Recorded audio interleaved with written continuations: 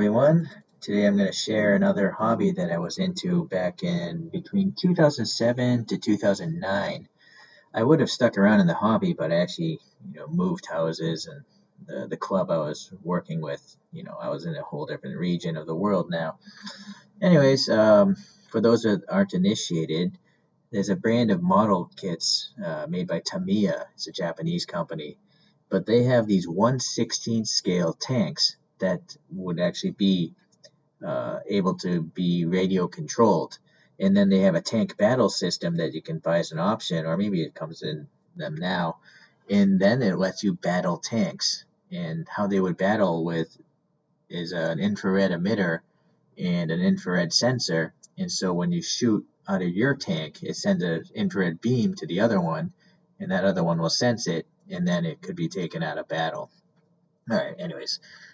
So I'm going to start with a build of a Tamiya King Tiger tank, and then after that I'll just show you some finished models of a Tiger1 tank as well as a Sherman tank.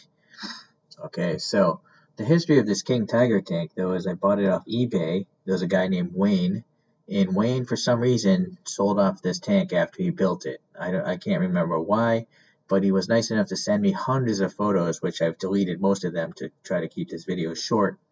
But I just thought I'd show you what Wayne did, and then after I got it, I added some more detail. So here's the first photo. We're just looking at the chassis with some suspension in it, and these are torsion bars. So here's the outside. Torsion bar suspension literally is attached to the suspension link, and then it twists as the link goes up and down. You might get a sense in the future photos.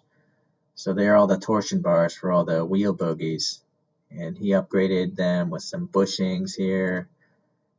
Here's a motor cover, and there's two motors to drive each track system. That's how tanks work, Here's the finished thing. So let me talk about this. These Tamiya kits, they would have speaker systems, and those speakers would have recordings from the real tanks. So when the thing drove, it sounded like a real tank. Or when you shot another tank, it would make a sound of an explosion, or the turret firing and stuff like that. Or the turret turning, it would make that noise as well. So it was really cool. Alright, so that's Wayne with the finished chassis. There's the motors and the torsion system. So, well, let me find a different photo here. He primed it as well, priming the wheels, but being careful not to prime the areas where the wheels have to spin. Painted the whole thing tan. So here's the suspension arm that those wheels attached to, and all those suspension arms there. He upgraded this piece here in the drivetrain. Okay, so here you can see those suspension arms are attached to this torsion bar. Well, and then that's how the suspension works. The bar inside twists. Alright, anyways. So the thing also had metal tracks. These are all cast metal tracks. So this thing, I remember, it was really heavy. It must have weighed like 10 or 15 pounds. And so when it drove over terrain, all these bogie wheels would go up and down, and it looked like a tank that you would see in a movie. It was so cool. Alright, we're getting to the turret, I think. This is a hatch for the turret, and it's spring-loaded, so it can open. Yeah, you can pop it up and open it. And the infrared sensor from Tamiya would sit in here, and that's how you do tank battles. Here's a different hatch. You can put a figure in. Okay, so this looks like it's just a raw plastic right now. But Wayne upgraded the parts to metal. These are metal hooks to hold some extra track links. I guess it's painted tan here. It's back to raw. Here's the tank barrel. It's aluminum barrel. Maybe you upgraded it because there's no reason to have two. And this is a plastic shroud that goes over the barrel. Sense of scale here. There's his finger. So these are big vehicles. So this is an LED light inside of this barrel. So when you fire the tank, that thing would shine bright orange as if it actually shot a real projectile. It was really cool. And combined with the sound, it was really effective. Looks like he's upgrading the handles to brass rod. I remember he wired in this light here in the front. So that's an incandescent light bulb. And then some crazy weathering technique here on these exhaust pipes. Right, these cover the lower parts of the exhaust. So there's the chassis, and I guess he painted the tracks black. Different finished, almost finished here. Back to raw. So I apologize for the order of these things, these photographs, but anyways, it's really about just showing the details of these Tamiya kits. Okay. So this is pretty much how I got it from weighing off eBay. It just doesn't look like a tank that's been out in the field. It looks like it's still at the factory. But you can see here, this texture here, it looks like it's cast metal, although it's really plastic, although these hooks are metal here. And this looks like it's plastic, but it looks like it's metal. It's very cool. So it's sent to scale here, right? These wheels, I think, are metal. They're probably stock plastic from Tamiya, but I think he upgraded the wheels to metal. So yeah, he sent this radio kit along, but I didn't use it.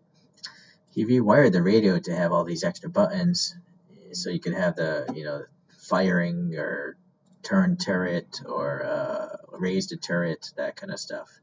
Extra controls to control the tank. Okay, at this point, now I'm doing my own work. So I took his model, and now I'm adding this green putty on the outside. This is called Zimmerit in the real world. Zimmerit was used by the Germans to help prevent people from putting sticky mines onto the tanks, and try to keep mines from blowing up the tank. So I think the Zimmerit paste that they used was kind of like concrete. I just used hobby putty here.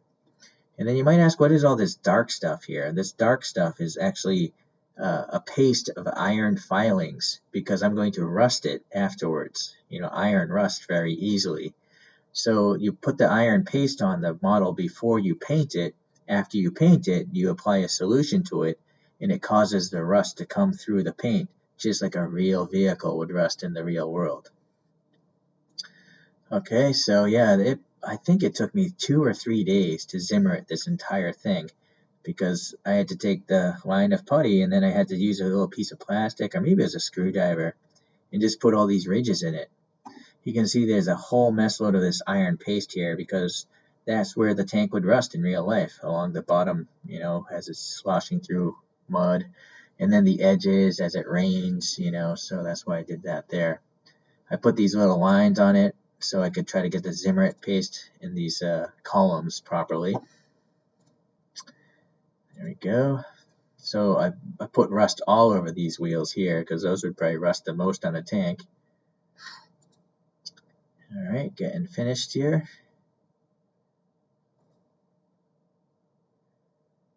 It was a fun project.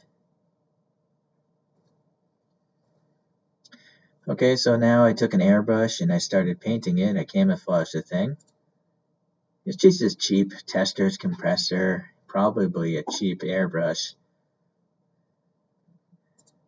Alright. I also took some, like a heat gun or a lighter, and I bent some of these fenders because I wanted the thing to look like it'd been in battle. And here's some finished photos. I actually took some fenders off. Oh, actually, let me look here. So this is the infrared emitter. This wire is going to an infrared emitter here, and that shoots out a beam to the other tanks that you're trying to shoot.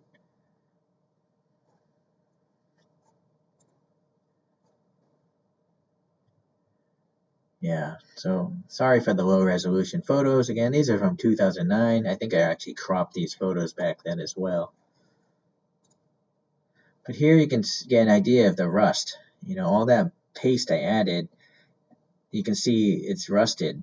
This isn't rust paint. This is literally rust, because the iron oxide rusted through the paint. It's on the tracks as well. And then all those wheels that I rusted out. So it was a really cool looking model, but it wasn't static. I would use it for tank battles. Never underestimate how nerdy I am. I also remember the machine gun. It didn't move, but when you pressed a certain trigger, it would make a machine gun noise. So it had a different audio recording for the machine gun and a different audio recording for the turret. Oh, another thing is when the turret fired, it actually recoiled. The thing recoiled back, and the entire tank moved back because it had so much mass. It looked super realistic. Unfortunately, I didn't have a video camera back then, or I didn't save any video of it. I can't remember anymore. I hand painted that little German mark. It's really hard to do on such a rippled surface. Yeah, okay, so there it is. There's that light that Wayne put in. It would illuminate. Okay, so after that one, I built this one. This is a regular Tiger1 tank, and I winterized it. There's aftermarket kits where you can put in smoking devices. The smoking devices, I think, are originally from like model railroading. Is like a pool of fluid, and it would actually burn the fluid, and that's what creates the smoke. So there's literally smoke coming out of these exhaust systems here. This is it before I winterized it. I just painted it tan originally, like a desert tiger.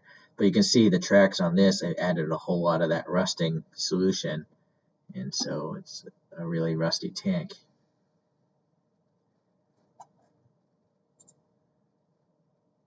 Yeah, more rust there. More rust. Okay, still. Actually, I think this is probably the rust right here, but I haven't applied enough solution, so it hasn't rusted like here. This is the iron paste.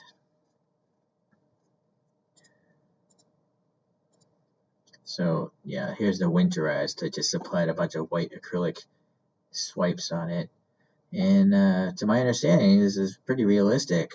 You know, tank commanders out in the field would just grab any paint they could find and paint their tanks in their off hours, you know, when they weren't fighting, to try to camouflage themselves. So some of the camouflage jobs are good, some are really sloppy, right? When you're in war, you have other things to worry about than how pretty your tank is.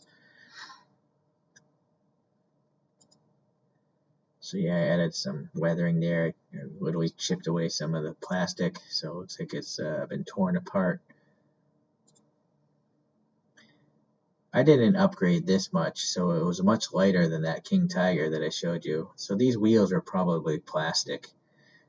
I can't remember if the tracks were metal or plastic though. Can't remember. Alright, so my third tank was a Sherman tank. Again, using the same modeling techniques, you know, basically the rusting of it before I paint it.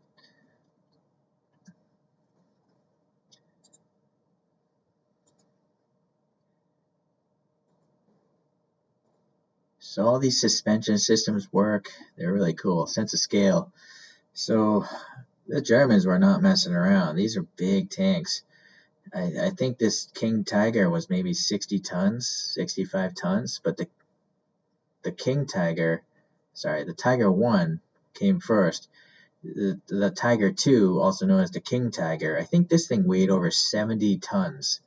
But the poor old Sherman was only like 35 tons or something like that. So looking at the barrel, no Sherman could actually penetrate the armor of this thing from the front. The bullets would, the rounds would just bounce right off. But if a King Tiger or a Tiger 1 shot at a Sherman, that bullet would go through both sides of the thing probably. But the Allies, they won the war just off sheer numbers. The Germans went, I think, for quality over quantity, but that may have not worked out for their advantage, but it worked out for the world. Okay. So this is me going out to a tank battle day. I just had all my gear inside this toolbox. You'll see I added a bunch of sandbags and stuff like that, a bunch of cooking gear, right? Just dollhouse miniature stuff, I think. And this is the radio I used, Spectrum DX6. So it has 6 channels, and so that can control, you know, the turret moving up and down and rotating and all that stuff. Okay. Yeah, there's all the knickknacks, ammo cans, and all that stuff.